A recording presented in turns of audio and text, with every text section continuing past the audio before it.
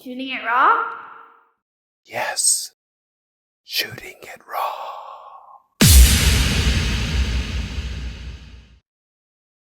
Okay, totally different feel here. It looks like the photo of a book cover, yes? That's right. And the title is Savoring the Camino de Santiago.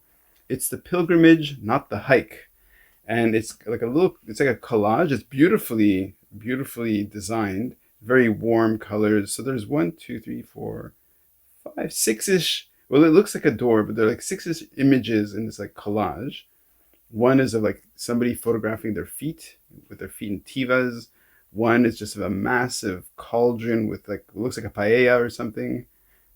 One is just ladles maybe on the wall. One is of a tour bus with a beautiful, maybe cathedral church in the background. Right, a cathedral, yeah. And then inside the cathedral as well with the stained glass.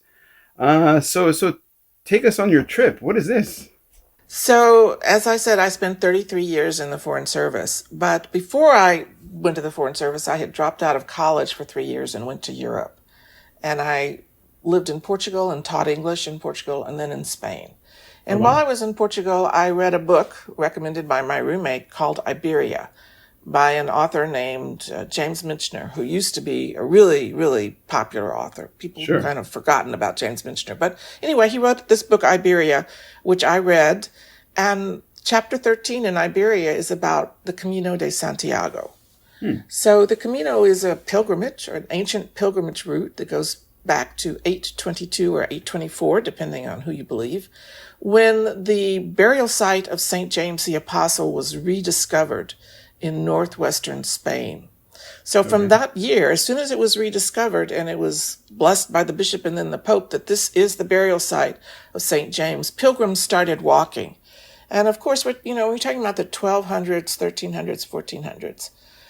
There weren't that many places that people went to, but they did do 3 big pilgrimages to Jerusalem, to Rome, and to Santiago de Compostela, which is the place where St. James is buried.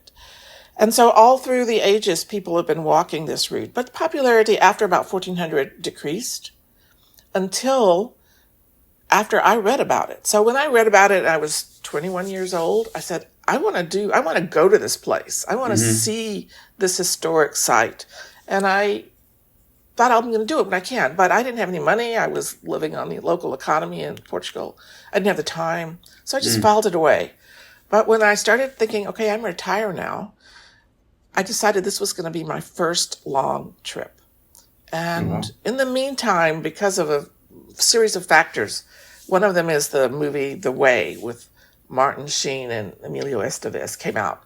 People became aware of the Camino de Santiago in a way they hadn't been. So this whole culture of walking the Camino popped up. And so in that 40 years between when I first heard about it and when I decided to do it, the culture became you have to walk the Camino. So I did. I walked the Camino along with my son. And when I set out, I didn't plan to write a book. But by the end of it, I thought, okay, maybe there's a book here that I should write. Wow. So how far is the journey itself? It's from wherever you want to start. Oh. But it must end in Santiago de Compostela. I say it must end. Some people will do it in stages, so they might only have a week's vacation. They'll do 1 week and do from here to there, and then the next year they'll pick up and go from there to the next there, and so forth. Right. But the most popular route is called the French route, and so you start in France, you go over the Pyrenees, and then you follow the most traveled route from the Middle Ages. So that's the French route, and that's the one I did. It's 500 miles.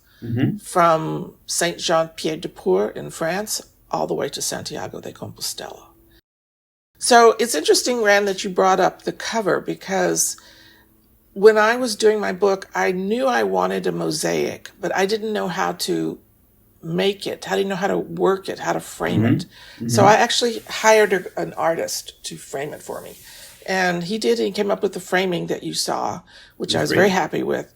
And then we had to get the photos, and then we started fighting a little bit on the photos. Because I knew, for example, I wanted a food shot. I wanted a transportation shot. I wanted a cathedral shot. So I could say, I want, from these different areas, I want a photo. But then like for the food shop, he sent me things that were maybe really artistic, but they didn't work as far as I Right. was Yeah, it concerned. didn't. Yeah.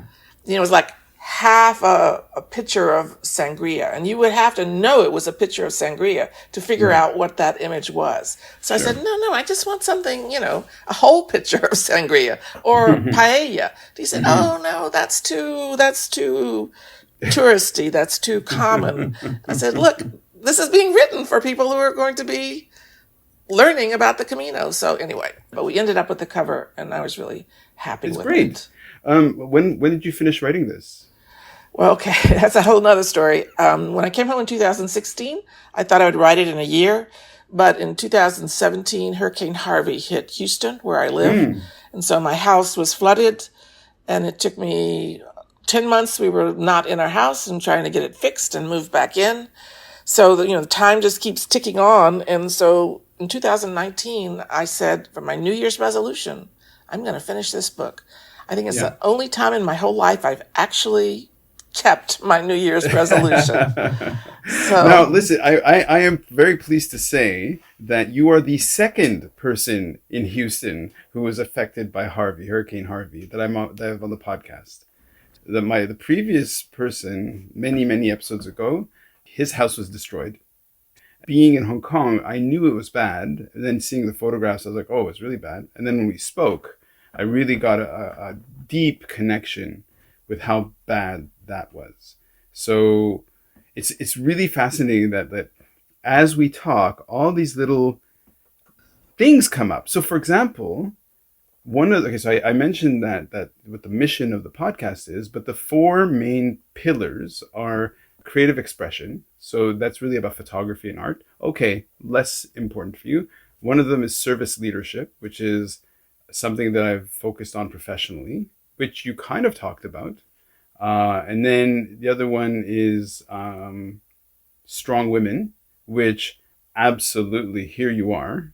It's fantastic. And there's another one that I don't remember at the moment. It makes me look really bad, but doesn't matter. But the point is, well, creative expression, if actually writing is a creative expression, that's it. So maybe sure, not visual, but for sure. absolutely. But I had a real idea in my head of what I wanted the cover to be like. But I don't have the graphic skills or the photographic skills to be able to do that myself. Okay. So I got someone, and then we collaborated. I told him what my vision was, and then he helped me realize my vision. For sure. For sure. And I mean, that's a book. That is a book. I mean, you create the narrative and you capture the narrative, and you don't necessarily need to have like in a certain way. Like, for example, one of the people on the podcast was talking about how actually maybe she lives in Texas as well. She might actually live in Houston as well. She's Brazilian, and she writes romance novels. And then she said that she writes her books in English. And then I said, so have you translated it into Portuguese, Brazilian Portuguese? And she goes, no, because they actually suggest that you don't do that. That if you are going to translate your book, that even if you have the language, you shouldn't do it because you're going to want to change it. And it makes perfect sense that you're going to be like, well, I need some help to create the cover, because maybe you need that other person to look at it and go, okay, well, let's work this through. I love it. It looks great. Absolutely, the artistic expression comes in many ways, but this is one thing about publishing nowadays.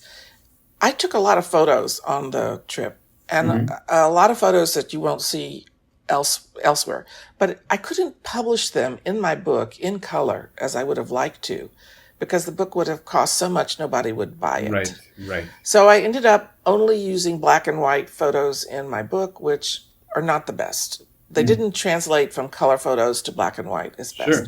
But I had my blog, so I published all of those photos on my blog.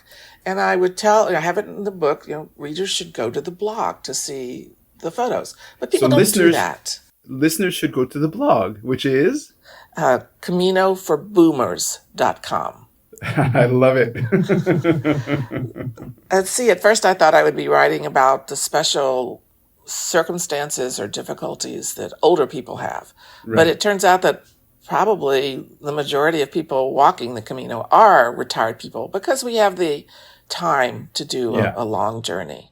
So anyway, along the way, I said, okay, I'm not writing this for boomers anymore. I'm just writing it for anybody. Yeah.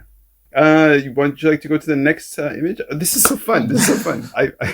So wait. Before I do that, how many books have your name? How many books have you completed to date? 2. Okay, respect. So this one's Savoring the Camino de Santiago. Yeah, I love it. Makes me want to go on a journey. Amazing. Okay, next photo.